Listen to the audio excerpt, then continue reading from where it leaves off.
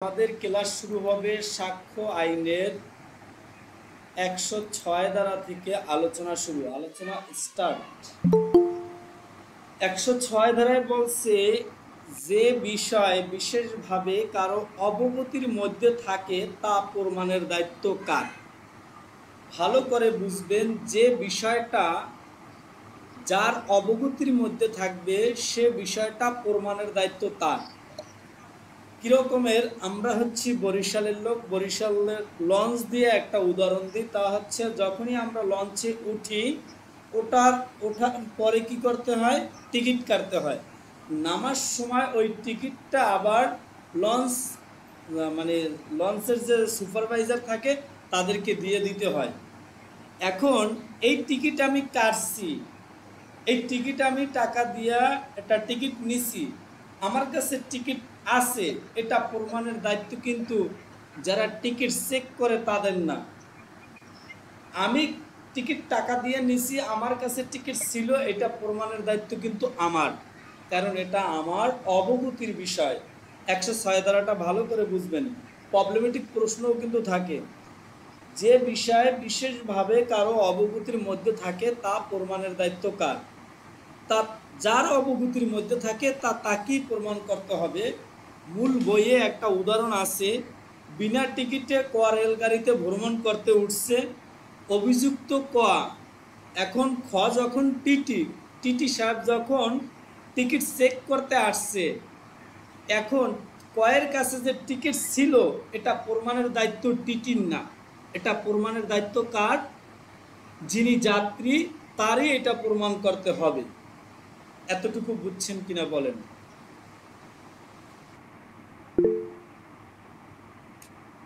এখন যে প্রবলেমেটিক প্রশ্নটা আসে বা রিটেনের সময় যেই প্রশ্নটা আসে সেটা হচ্ছে স্ত্রী হত্যা মামলায় প্লি অফ এলইবি প্রমাণের দায়িত্ব কার।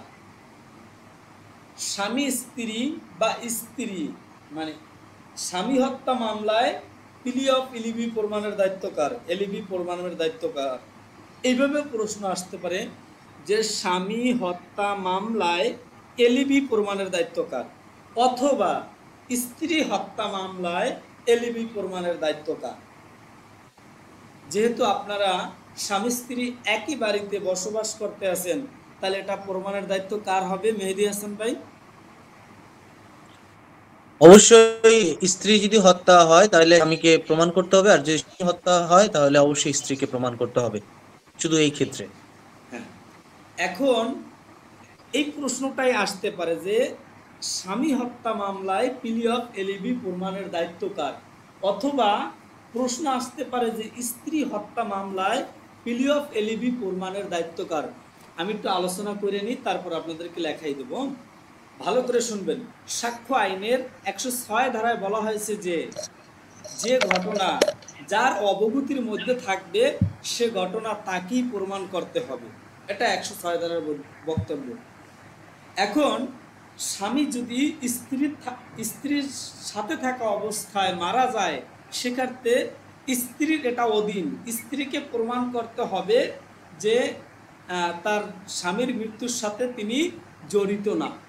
এবং স্ত্রী যদি মারা যায় স্বামীর অধীনে থাকা অবস্থায়, তাহলে স্বামীকেই প্রমাণ করতে হবে যে স্বামী তার স্ত্রী মৃত্যুর সাথে জড়িত নয়। এটা কাকে প্রমাণ করতে হবে? স্বামীর ক্ষেত্রে স্ত্রীকে, স্ত্রীর ক্ষেত্রে স্বামীকে। এখন এটা প্রথমে আত্মপক্ষ সমর্থন করতে হবে।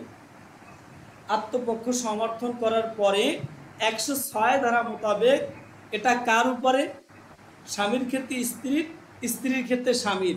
কিন্তু 106 ধারার পরে এখানেও 103 ধারা মোতাবেক স্বামী যদি অন্যত্র থাকে, স্বামী যদি ওই বাড়িতে না থাকে, স্ত্রী যদি ওই বাড়িতে না থাকে, তাহলে স্বামীর মামলার মার্ডারের সাথে স্ত্রী জড়িত না। যেদিন মার্ডার হয়েছে সেদিন স্বামী ছিল কোথায়? ওই যে 10 দিনের ভ্রমণে গেছিল বাচ্চা থিয়া কক্সবাজারে। অথবা স্ত্রী যদি মার্ডার হয় সেক্ষেত্রে স্বামী গিয়েছিল কোথায়? কুয়াকাটা গিয়েছিল। এটা প্রমাণের দায়িত্ব কার? স্বামীর। প্লি অফ এলইবি 103 ধারা মোতাবেক অন্যত্র থাকার অজুহাতটাও কার প্রমাণ করতে হবে? 103 ধারা মোতাবেক স্বামীর ক্ষেত্রে স্ত্রীর, স্ত্রীর ক্ষেত্রে স্বামীর। প্রথমে কিন্তু 106 ধারা মোতাবেক কি আসতে হবে, তারপর কি করতে হবে? সে ঘটনাস্থলে ছিল না, এটা তাকে প্রমাণ করতে হবে 103 ধারা মোতাবেক। দেখেন এতটুকু বুঝছেন কিনা, সাজাই লেখাই দেবো, সমস্যা নেই।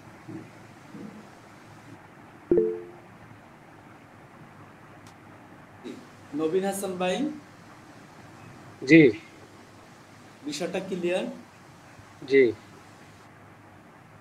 যে তাহলে আমরা 106 দ্বারা আলোচনা করছি, 106 দ্বারার পর 107, 108 এগুলো 106 দ্বারা আলাদাভাবে লেখাই দিই। একটু খাতা কলম লন, খাতা কলম নেন। ধারা 106 স্ত্রী সরি, যে বিষয় বিশেষভাবে